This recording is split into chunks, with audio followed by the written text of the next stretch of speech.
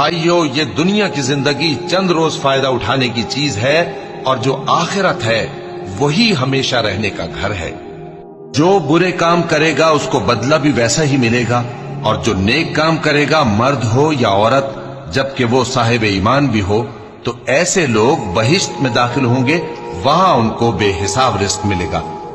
اور اے قوم، میرا کیا حال ہے کہ میں تو تم کو نجات کی طرف بلاتا ہوں، اور تم مجھے دوزخ کی آگ کی طرف بلاتے ہو۔ تم مجھے اس لیے بلاتے ہو کہ اللہ کے ساتھ کفر کروں اور اس چیز کو اس کا شریک مقرر کروں جس کا مجھے کچھ بھی علم نہیں، اور میں تم کو عزت و اقتدار والے، بخشنے والے معبود کی طرف بلاتا ہوں۔